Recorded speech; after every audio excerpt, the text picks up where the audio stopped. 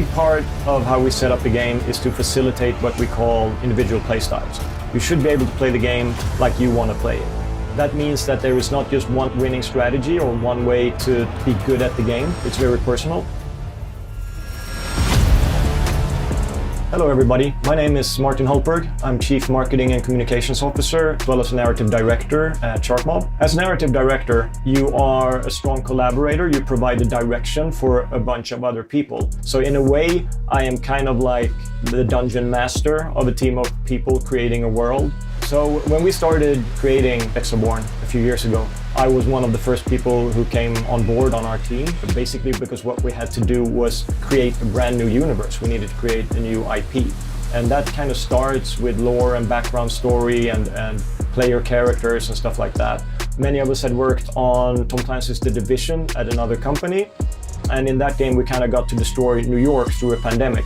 And we were like, okay, what's the next step after destroying New York? Well, it's destroying the world. So we needed a global phenomenon, a global disaster. So we went for the climate disaster and the forces of nature, because we kind of saw a lot of survival games that took place in Eastern Europe. And we thought, well, wouldn't it be cool to be in the US? It's a bit more relatable for a big part of the audience. There are a lot of TV shows and movies that we can spin off and be inspired by. So we decided the United States. And then you take the next step, which is where in the United States? And we decided, okay, we're commonly always in big cities in most games. Let's be in the countryside instead. Let's be in rural America. And then it goes on like that.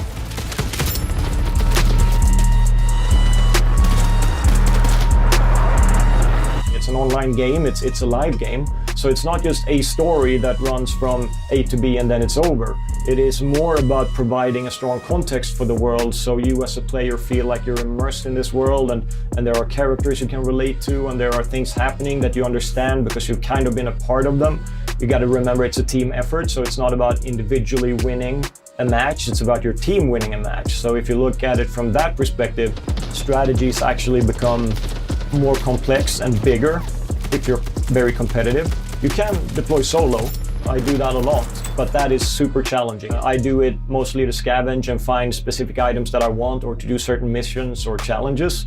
But if you are solo, obviously if you go up against a 3-person team, you're at a disadvantage. The game is a lot about traversal, and the weather affects traversal as well, both on the horizontal and on the vertical space. So always be aware of the weather and adapt to the changes. Analyze what's going on around you, adapt to that, and try to overcome that situation by always being fluid in how you address the combat. Earlier in my career, before I started working at Sharkmob in 2017, I worked a few years as a user research manager, which is basically analyzing gameplay and analyzing when people play. It's a kind of strange experience to watch another person play your game, because you have this mental expectation of how you design something and how they will interact with it, and often they do not interact with it the way you expected them to do. And then the gut feeling is like, oh, they're not good at playing your game, but then after a while you also realize, maybe it's not me who is good at conveying what I wanted them to understand.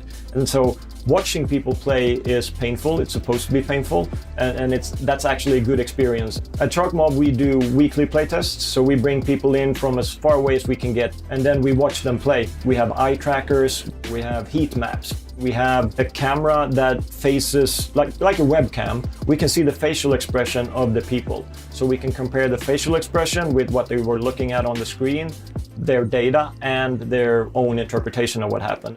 Body language gives away almost everything. Like, some of the people we've hired are actual psychologists who can analyze these things, because it is a science in itself. I look more towards the narrative. So the stuff I saw was like, we need to be clearer on communicating this point. We probably need to inject another mission here to give better context.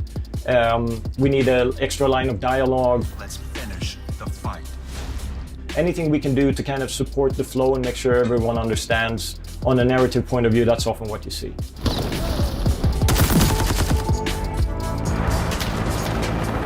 What's going to be unique now with this big test that we're doing in February is that it's a big online test.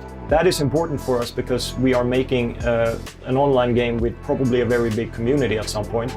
And so the size of the community affects how people interact with each other and interact with the game system. We're going to get feedback from all over the world, from people from different cultures, different countries, different languages. All of this is stuff that has been hard for us to measure in the past, and now we'll finally get that. Most people who make games don't make it just because it's a job. They do it because they have a passion for it and they burn for it. And so they invested a lot of effort into doing something, and then someone plays it, and when it works, it's fantastic. When it doesn't work, it is super stressful, painful, annoying, irritating, any negative feeling you can come up with because you really believed in what you did. That's how we learn, actually. That's how anyone learns, by making mistakes and learning from those mistakes. And the best way to do it in game development is to watch other people play your game and be open to the feedback they give you.